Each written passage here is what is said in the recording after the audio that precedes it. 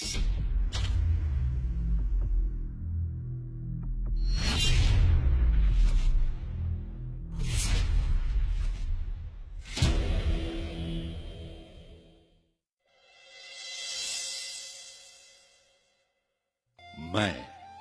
हवा हूं।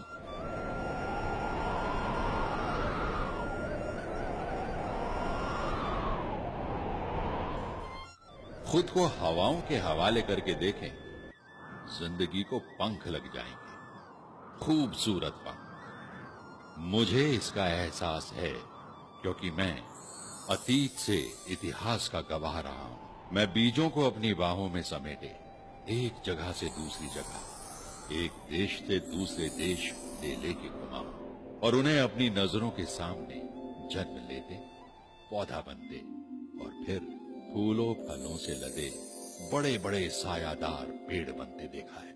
और खुददारी तो देखें इन बीजों की। इन्होंने जो भी जमीन से लिया उसे अपने आप को मिटाकर वापस अदा किया। इन बीजों की खुददारी देखकर आजादी पूर्व के मशहूर हिंदुस्तानी शायर इकबाल का शेर याद आ जाता है। मिटा दे अपनी हस्ती को अगर कुछ मर्तबा चाहे, कि दाना खाक में मिलकर गुले गुलजार होता है। इकबाल ने तो यह शेर काफी बाद में लिखा था, लेकिन गोरखों ने दुनिया को अपनी हस्ती मिटाकर जीने के सलीके बहुत पहले ही सिखाना शुरू कर दिए थे।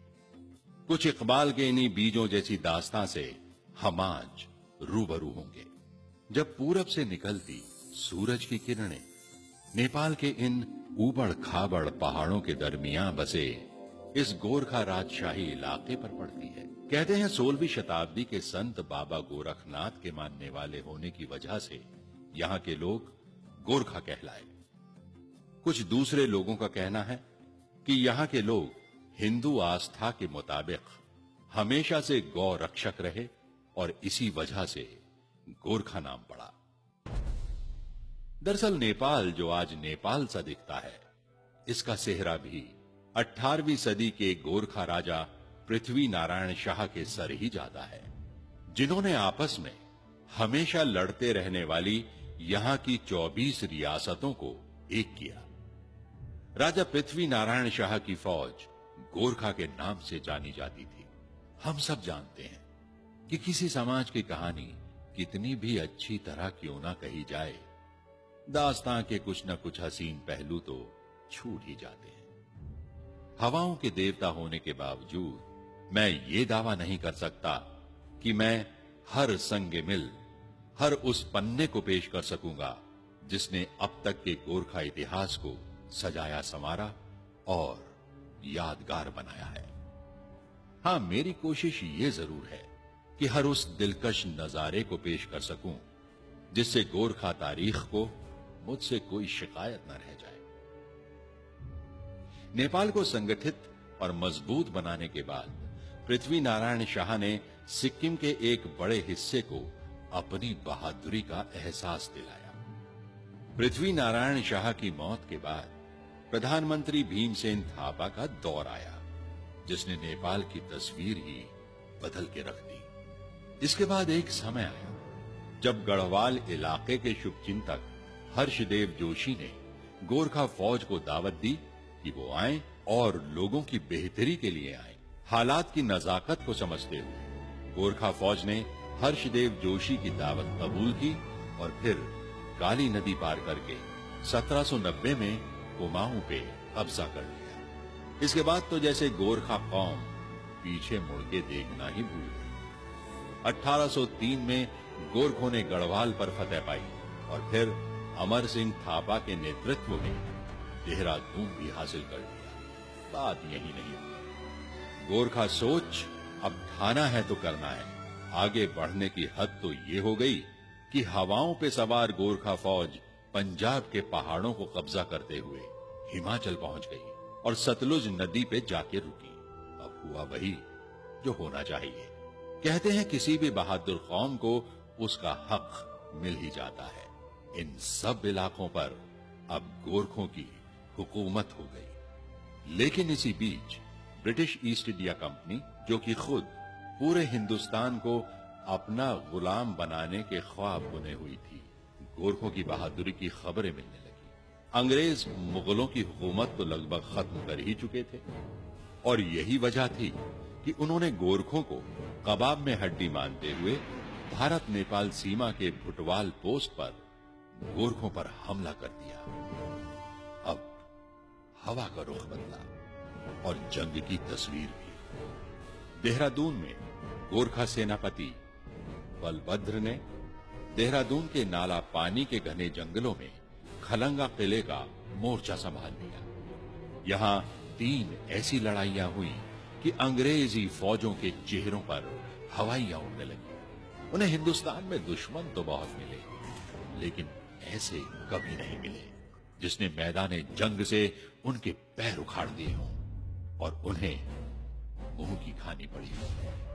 खैर, गोरखों की कुल जमा फौज 600 लोगों की, ऊपर से घर से हजारों मील दूर, इसलिए किसी मदद की कोई उम्मीद भी नहीं और हथियारों के नाम पर कुछ बंदूकें, कुछ नेपाली खुखरी और कुछ गुलेले, और वहीं अंग्रेजों की 10,000 लोगों की फौज, घोड़ों और सारे हथियारों और दूसरे साजो सामान के साथ। किसी चीज की कोई कमी नहीं सिवाय एक चीज की, वो थी जान हथेली पर लेके लड़ने की, जिसकी कमी गोरखों के पास थी ही नहीं। और यही वजह रही कि शुरू में हुई अंग्रेजों की गोलाबारी का गोरखों पर कोई असर नहीं हुआ। रात हुई, गोरखा फौज अलाव जला के उसके पास सो गई, जबकि महिलाएं बच्चों की देखरेख में लगी रहीं। आखिर हवा होना ये सब मैं देख ही रहा था। अचानक मेरी नजर एक गोरखा पर पड़ी जो किसी अंग्रेज खबरची को बलभद्र के कैंप में लेकर आया था। आधी रात से ज्यादा का वक्त। मशालजी ने मशाल कुछ इस तरह से पकड़ी हुई थी कि बलभद्र अंग्रेजों की भेजी चिट्ठी पढ़ सके। चिट्ठी पढ़ते पढ़ते बलभद्र के चेहरे का रंग बदलने लगा, कुछ ऐसा रंग कि जैसे कह रहा हो, तुम्हारी ये जुर्रत। बलभद्र ने चिट्ठी पढ़ी, उसके टुकड़े टुकड़े किए और फिर जमीन पर फेंक दिया। मैं इतनी रात में इस तरह का खलल पसंद नहीं करता, और जहां तक हथियार डालने की बात है तो अपने जनरल से कहना कि गोरखों को जिल्लत की जिंदगी से कहीं ज्यादा इज्जत की मौत पसंद है, और हां, उनसे मुलाकात युद्ध भूमि में होगी। गोरखों का यह बागियाना अंदाज जवां जंग के सितारे के नाम से प्रसिद्ध अंग्रेज कमांडर सर रोलो गिलिस्पी को क्यों पसंद आता? अगला हमला यकीनन बड़ा होना था। हुआ भी यही। चारों तरफ से एक साथ गोरखा फौज पर हमला करने की तैयारी शुरू हो गई। इधर गोरखों को भी खबर लगी तो उन्होंने पहले ही अंग्रेजों पर हमला कर दिया। गोरखा के गुरिल्ला हमले और आसमानों को चीरते हुए नारे, जय महाकाली, आयो गोरखाली, ने अंग्रेजों को संभलने का मौका ही नहीं दिया। गोरखा खुखरी कुछ यूं चलाते जैसे पेड़ों के पत्ते काटने का काम चल रहा हो। गोरखों के बेखौफ हमले ही अंग्रेज फौज को तितर बितर करने के लिए काफी थे। ऊपर से मरते साथियों को देख अंग्रेज फौजी भागने लगे। अपने ही फौजी भागते देख जनरल गिलेस्पी का पारा 7वें आसमान पर। एक तो ऐसे हमले की उम्मीद नहीं, और फिर फौज की यह बुजदिली, यूं दुम दबा के भागना। जनरल गिलेस्पी ने बंदूक अपने फौजियों पर ही तान दी और फिर बंदूक के सहारे अपनी भागती फौज को रोका और फौरन गोरखों पर पीछे से सीढ़ियां लगा के हमला करने का हुक्म दिया। ये वो जगह थी जहां गोरखा फौज से नहीं बल्कि महिलाओं से उनका सामना हुआ, वो भी कम नहीं। आखिर गोरखों की बेटियां ठहरी, बस अपने बच्चों को अपनी पीठ पीछे बांधा और ऊपर से बड़े बड़े पत्थर फेंकने शुरू कर दिए। गोरखा महिलाओं का यह कदम एक भागती हुई फौज के दोबारा बहादुरी साबित करने की कोशिश के ऊपर भारी पड़ा। अपनी फौज की बुजदिली देखकर गिलिस्पी एक हाथ में तलवार और एक हाथ में पिस्तौल लिए आगे आया, लेकिन तभी बंदूक की एक गोली उसका सर पार कर गई। सिर्फ 60 गज की दूरी पर से चलाई गई गोली गिलिस्पी को धाराशाही करने के लिए काफी थी। अब इसके बाद तो गोलाबारी बंद होनी ही थी। अंग्रेज उल्टे पांव वापस हुए और गोरखा उन्हें देखते रहे। फिर 1 महीने बाद अंग्रेजों की नई फौज नए साजो सामान और हजारों फौजियों के साथ हाजिर हुई।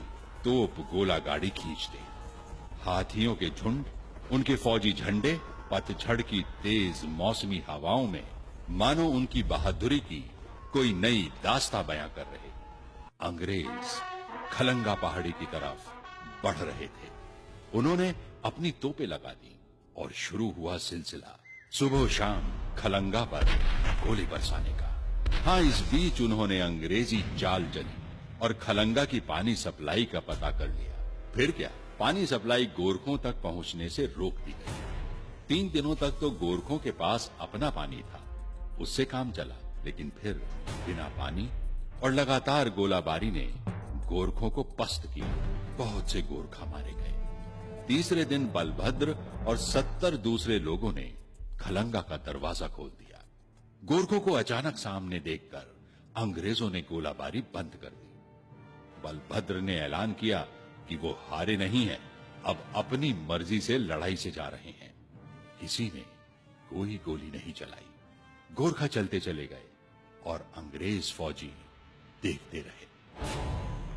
बलभद्र और उनके आदमी पैदल नीचे पहुंचे, सागर ताल नाम के पानी के स्रोत के पास। वहां सबने कई रोज की प्यास बुझाई, पानी भरा और फिर हिमाचल में अमर सिंह थापा की फौज में शामिल होने गए। बाद में रणजीत सिंह की फौज में शामिल होके अंग्रेजों के खिलाफ अफगानिस्तान में फिर लड़े। अंग्रेजों ने खलंगा को नेस्ता नाबूद कर दिया।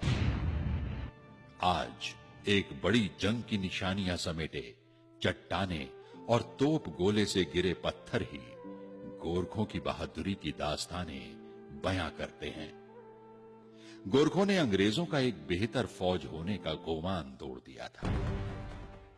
गोरखों का यह नारा कि कायर हुनु भंदा मरनु रामरो, या कायरता की जिंदगी से मौत बेहतर है, अंग्रेजों की एक खास बात थी कि वो सच्चाई का सामना करने और हक की बात मानने से गुरेज नहीं करते थे।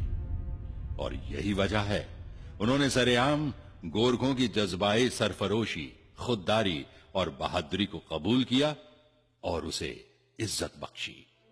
ये जंग खलंगा ही थी जिसने गोरखा के एक शेर दिल बहादुर और जंगजू कौम होने के किस्से को आम किया। और तो और गोरखों की खुखरी के अजीब व गरीब हथियार होने की दास्तानें भी सारी दुनिया में फैल गई। और आज भी पत्थरों की ये 2 स्मृति शिलाएं, एक सर रोलो गिलिस्पी और दूसरा बहादुर दुश्मन बलभद्र और उसकी फौज के नाम, इसी बात की गवाही देते हैं। और हां, यह दुनिया की अकेली स्मृति शिला है जिसे बरतानिया ने अपने दुश्मन की इज्जत और बहादुरी में बनवाया है।